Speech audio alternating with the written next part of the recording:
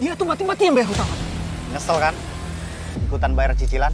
Permasalahan aku dengan Bangkit belum juga selesai. Yang bener aja, itu kan masalah 2 tahun yang lalu.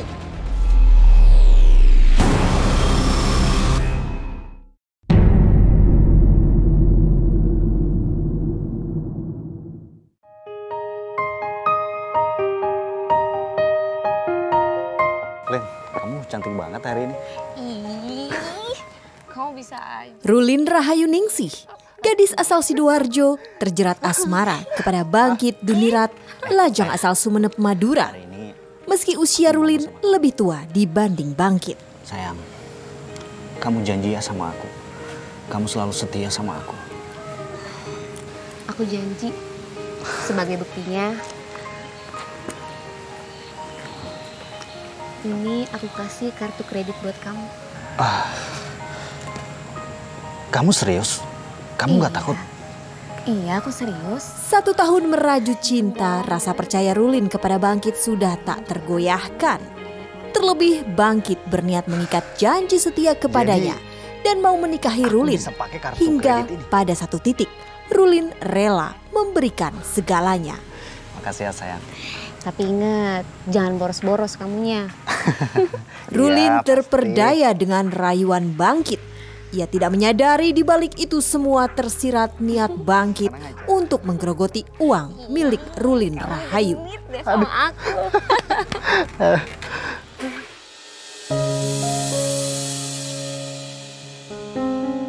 Sebelum pacaran dengan Bangkit, Rulin bekerja sebagai tenaga pemasaran kendaraan dengan gaji yang cukup lumayan. Sementara Bangkit masih mencari-cari pekerjaan. Rulin mengerti akan kondisi Bangkit yang belum bekerja. Sebagai kekasih, Rulin rela meminjamkan kartu kreditnya. Dan kesempatan tersebut digunakan Bangkit sampai semaunya untuk berbelanja apa saja yang diinginkan.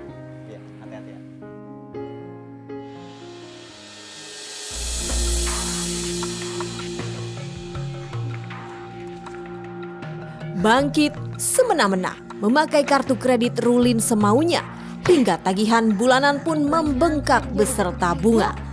Jumlahnya mencapai 140 juta rupiah. Rulin sekalipun tidak pernah menyangka Bangkit begitu tega memperdayai dirinya. Uang, mobil, selalu aku kasih. Ternyata dia merusak kepercayaan aku. Ini nggak bisa dibiarin. Ulah yang dibuat Bangkit membuat Rulin marah. Dengan tegas, Rulin meminta Bangkit bertanggung jawab untuk membayar semua tagihan utang sampai lunas. Bangkit, lihat ini. Kenapa tagihan kartu kredit bisa sebanyak itu? Kamu pakai buat apa aja? Iya jelas lah. Untuk beli makan, untuk beli hari-hari. Kamu pikir gratis nggak pakai uang? Iya, tapi nggak semaunya kamu. Ternyata kamu pakai juga buat kredit mobil kan? Pokoknya kamu harus lunasi itu semua. Lunasi? Apa? Kamu lunasi aja sendiri. Aku nggak mau. Ngajar kamu ya. Pergi kamu dari sini. Pokoknya mulai sekarang hubungan kita putus. Apa? Putus? Putus kamu bilang? Oke, kalau itu mau kamu. Tapi ingat ya, ini terakhir kalinya kita bertemu. Jangan harap aku mau bayar tagihan kamu. Kamu bayar aja sendiri. Aku nggak peduli. Rulin yang kecewa dan marah akhirnya memutuskan untuk berpisah dengan Bangkit. Jahat kamu ya. Ibarat sudah jatuh tertimpa tangga pula, Rulin diperdaya hingga harus menanggung tunggakan utang sebesar 140 juta. Selama ini Bangkit begitu leluasa menggunakan kartu kredit dengan menggunakan namanya. Sejak itulah Rulin terus menderita dan tersiksa. Nyebelin banget sih. Gimana cara aku bayar ini semua coba?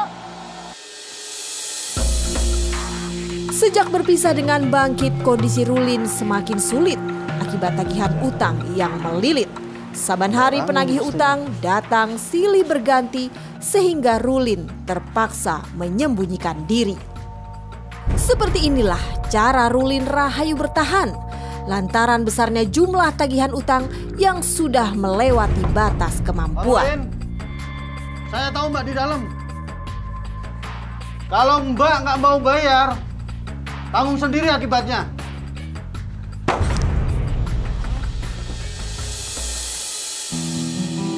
Beberapa bulan berpisah dengan Bangkit, Rulin Rahayu tiba-tiba menerima pinangan seorang pria bernama Bambang Irawan yang berusia lebih muda dari dirinya.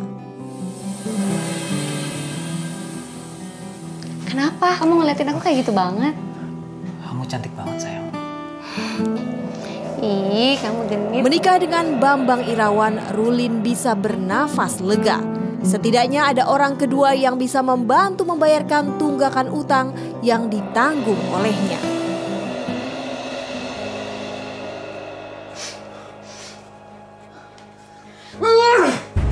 Jelasin semua ini. Kenapa uang tabungan aku terus berkurang? Kenapa? Hah? Seiring waktu berjalan, penghasilan Bambang Irawan tersedot untuk membayar cicilan. Rulin Rahayu pun tak bisa menyembunyikan ketika saldo tabungan mereka terus berkurang perlahan. Kenapa bisa berkurang di sini, ha? Jawab jujur. Untuk bayar utang, Mas. Itu semua gara-gara mantan pacar aku dulu, Mas. Mantan pacar? Berapa utangnya? Berapa? 140 juta. 140 juta? Mendengar pengakuan istrinya, Bambang Irawan pun murka. Ternyata selama ini kamu menjebak aku. Hah? Kalau seandainya aku tahu seperti ini, aku tuh nyesal nikah sama kamu. Sekarang kamu paksa mantan pacar kamu buat lunasi semua hutang-hutangnya. Kalau dia nggak mau, jebloskan dia di penjara, ngerti? Bambang yang tak mau menanggung beban utang akhirnya mengajak Rulin menemui Bangkit Dunirat di Kota Malang untuk memberikan pelajaran kepadanya atas perbuatan yang telah dilakukannya. Sejak berpisah dengan Rulin, Bangkit memilih berpindah-pindah tempat tinggal agar tidak mudah dilacak keberadaannya, sehingga Bambang dan Rulin sempat kesulitan mencarinya. Berkat informasi dari teman diketahui Bangkit tinggal di kampung halamannya. Setelah berkeliling menyusuri jalanan kampung, akhirnya Bambang dan Rulin bertemu dengan Bangkit. Lalu mereka menghadang sepeda motor yang dikendarai oleh Bangkit.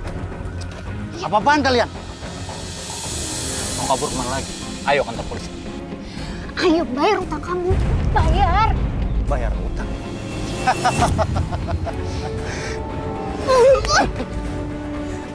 Mas, jangan Mas. Apa-apaan ini? Jangan ajar dia, Mas. Kamu bikin onar di sini ya? Sebaiknya kalian pergi dari sini sebelum aku teriak maling di sini. Bambang yang emosi berusaha memukul Bangkit kembali. Namun Rulin melarangnya karena berada di kampung orang. Bambang dan Rulin pun pergi meninggalkan Bangkit seorang diri. Namun Bambang belum berpuas diri. Ia berniat akan membuat perhitungan kembali kepada Bangkit Dunirat.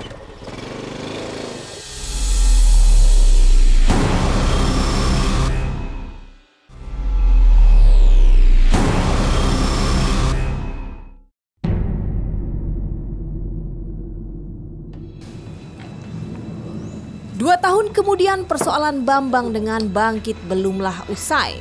Masalahnya tunggakan utang masih belum ada kejelasan dan penyelesaian hingga akhirnya menggumpal di dalam hati menjadi dendam. Sampai saat ini, permasalahan aku dengan Bangkit belum juga selesai. Apa?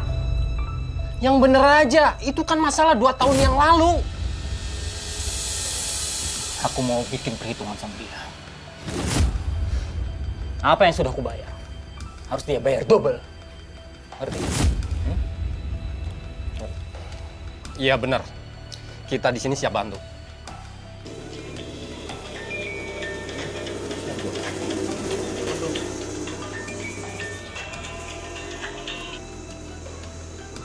Halo, Mas.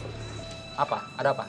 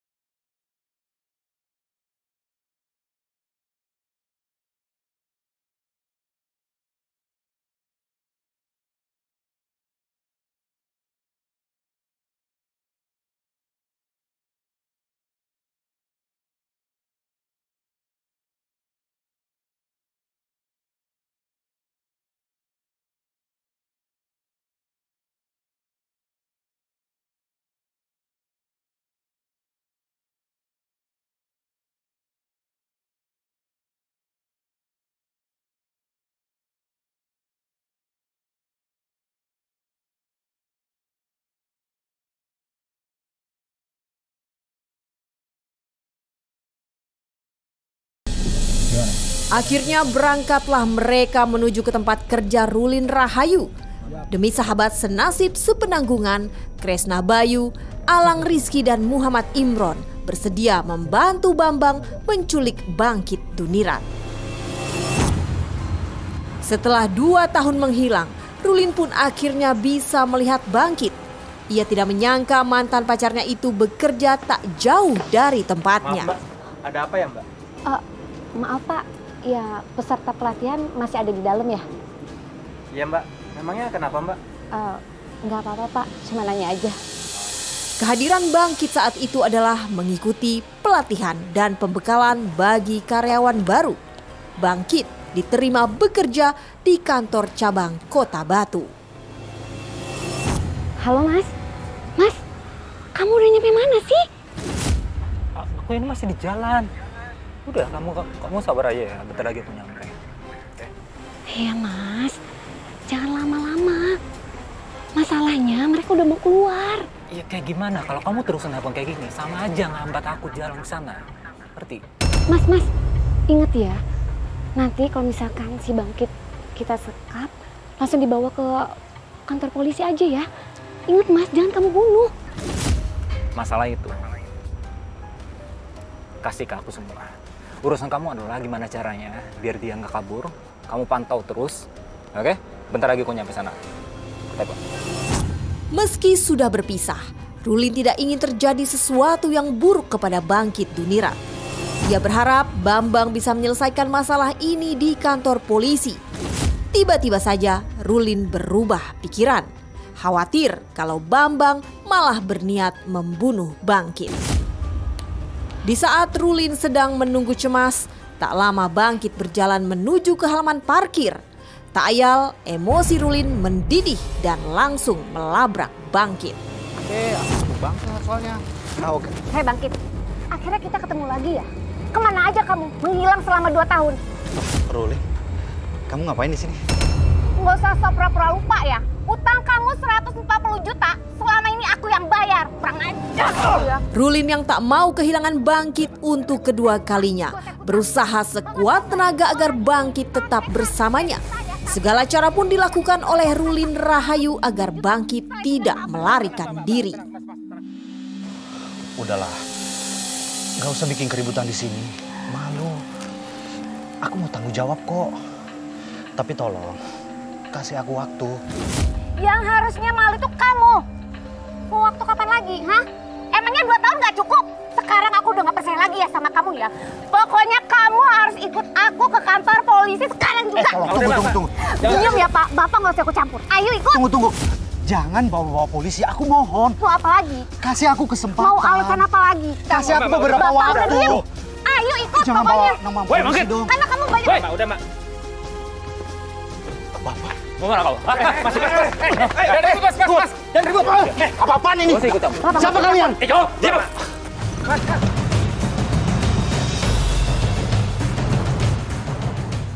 Aksi penculikan berlangsung cepat. Komplotan Bambang menyeret juga memukuli Bangkit Dunirat. Lalu apa yang akan dilakukan Bambang selanjutnya kepada Bangkit Dunirat? Tetaplah diwaspada.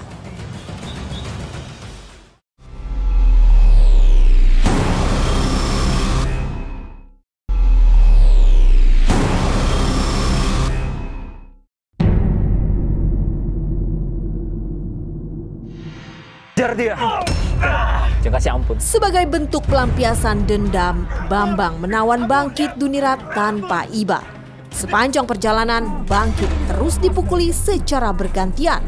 Walau tak berhenti, ia terus memohon pengampunan. Jangan kasih ampun.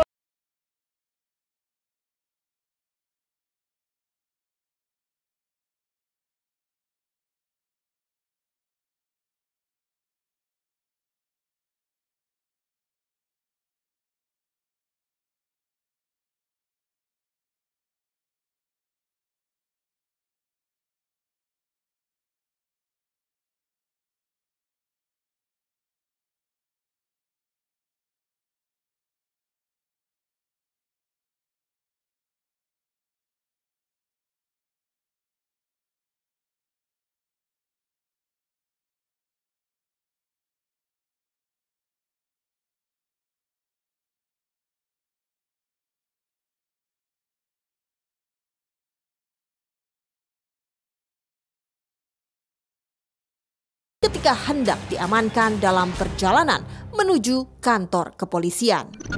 Senja berganti malam, suasana perjalanan pun kian mencekam. Bangkit Dunirat terus ditawan dan tidak bisa melawan. Bangkit terus mendapat penyiksaan, kondisinya semakin lemah karena kelelahan. Ketika perjalanan mereka terasa seperti tanpa arah, Muhammad Imron mulai memainkan perannya. Mana pedang? Aman. Bang, jangan dihabisi, nanti repot urusannya. Kita lempar aja di jembatan. Iya, kita lempar aja dia ke jembatan. Jembatan? Jembatan mana?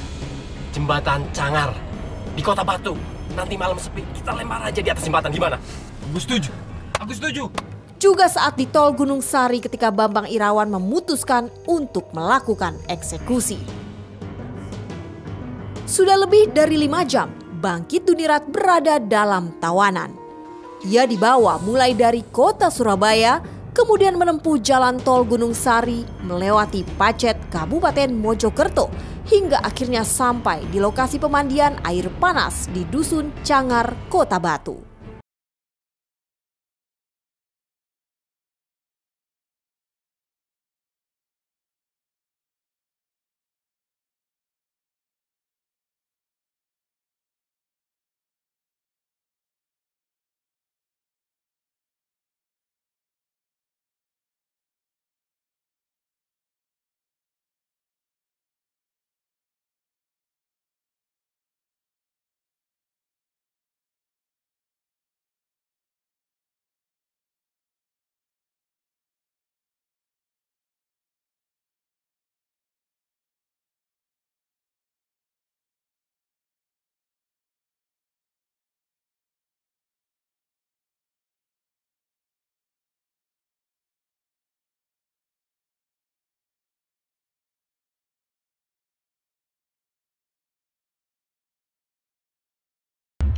Korban bernama Bangkit Magnutu Dinurat. Bambang Irawan dan istrinya Rulin Rahayu, juga Kresna Bayu dan Rizaldi Firmansyah ditangkap polisi di 2 tempat berbeda. Pada sore hari setelah ditemukan jenazah, pihak penyidik menjerat keempat tersangka dengan pasal pembunuhan berencana berlapis dengan 3 pasal lainnya, meliputi pasal penganiayaan yang merenggut nyawa. Dari hasil pengembangan, polisi juga berhasil menangkap 2 tersangka lainnya, yakni Muhammad Imron dan Alang Rizky yang bersembunyi di kampung halaman mereka. Alang Rizky ditangkap di Masangan, sedangkan Muhammad Imron di Glamping, Sleman. Bagaimana kita bisa mengungkap ini? Karena ada beberapa alat bukti yang bisa kita jadikan referensi. Yang pertama adalah video. Kebetulan ada salah satu karyawan di WMC yang sempat merekam pada saat mereka peristiwa memaksa masuk ke dalam kendaraan R3. Lalu yang kedua, pada saat dia melompat lalu diteriaki maling dan sempat dipukuli oleh para pelaku.